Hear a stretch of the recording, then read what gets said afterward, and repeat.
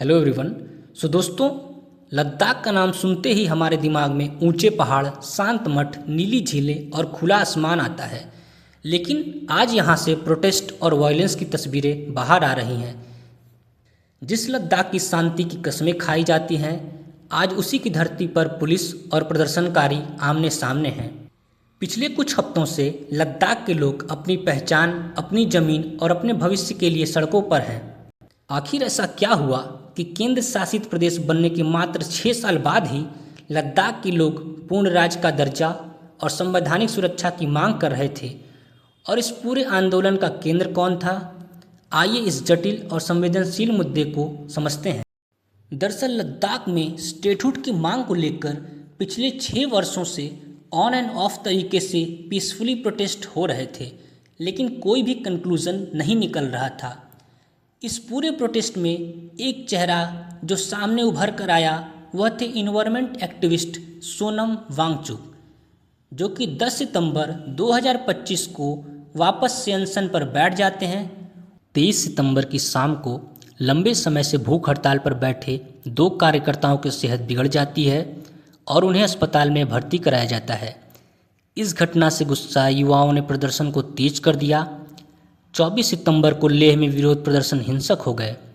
Police और protesters के बीच झड़प हुई, जिसमें 4 लोगों की मौत और अधिक संख्या में सिविलियंस और आर्मी के जवान घायल हो गए। साथ ही बीजेपी के दफ्तर और पुलिस वैन को प्रोटेस्टर्स ने आग लगा दी, जिसको देखते हुए लेह में तुरंत ही कर्फ्यू लगा दिए गए।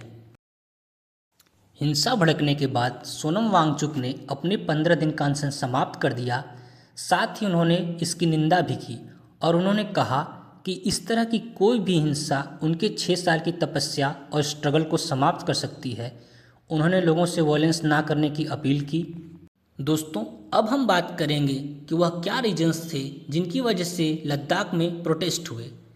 लद्दाख में विरोध प्रदर्शन मुख्य रूप से 4 सूत्रीय मांगों को लेकर हुए हैं, जिन्हें ले एपेक्स बॉडी LAB और कारगिल डेमोक्रेटिक अलायंस KDA मिलकर उठा रहे थे। यह आंदोलन शांतिपूर्ण तरीके से चल रहा था, जिसका चेहरा थे जाने माने एक्टिविस्ट टीचर सोनम वांगचुक, जो कि 10 सितंबर 2025 को वापस से अनशन पर बैठ गए। उनके साथ कई अन्य कार्यकर्ता भी उपवास पर बैठ गए। दोस्तों, अब हम बात करेंगे कि लद्दाख में वह क्या रीजन्स थे जिसकी वजह से प्रोटेस्ट ने हिंसा का रूप ले लिया। पहला, स्टेटहुड या पूर्ण राज्य का दर्जा। जम्मू और कश्मीर से अलग होकर 2019 में लद्दाख एक केंद्र शासित प्रदेश बन गया। तब से लेकर वहाँ के लोग पूर्ण राज्य की मांग कर रहे थे, ताकि उन्हें अपनी चुनी हुई विधानसभा मिल सके, क्योंकि उन्हें डर था कि यूटी बनने के बाद उन्हें दिल्ली से कंट्रोल किया जाएगा और उनकी ऑटोनॉमी छिन जाएगी। दूसरा, संविधान की 6ठी अनुसूची में शामिल करना। लद्दाख को 6th शेड्यूल के तहत कॉन्स्टिट्यूशनल सेफगार्ड्स प्रदान करने की मांग। यह सुरक्षा ट्राइबल एरियाज को उनके फ्रेजाइल इकोसिस्टम, कल्चरल आइडेंटिटी की रक्षा करने के लिए ऑटोनॉमी प्रदान करती है, जो कि पहले से ही असम, मेघालय, त्रिपुरा और मिजोरम जैसे एरियाज को मिल चुकी है। अब हम बात करेंगे तीसरी मांग के बारे में। लद्दाख के लोग अपने लिए एक सेपरेट पब्लिक सर्विस कमीशन की मांग कर रहे हैं और उनकी चौथी मांग यह है कि उनकी लोकसभा और राज्यसभा की सीटों को बढ़ाया जाए। वर्तमान में लद्दाख में केवल 1 लोकसभा की सीट है। हालांकि यह जानना भी आवश्यक है कि सरकार लास्ट की 2 मांगों के लिए, अर्थात a separate public service commission और लोकसभा की सीटों को बढ़ाए जाने के पक्ष में है। और इसी वार्ता को आगे बढ़ाने के लिए 6 अक्टूबर को मीटिंग भी बुलाई गई थी, जिसके पहले ही 23 सितंबर की शाम को लंबे समय से भूख हड़ताल पर बैठे 2 कार्यकर्ताओं की सेहत बिगड़ गई और जिसके कारण प्रोटेस्टर्स ने उग्र रूप ले लिया और यह प्रोटेस्ट एक वायलेंस में बदल गया।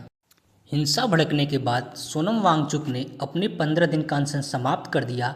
साथ ही उन्होंने इसकी निंदा भी की और उन्होंने कहा कि इस तरह की कोई भी हिंसा उनके 6 साल की तपस्या और स्ट्रगल को समाप्त कर सकती है।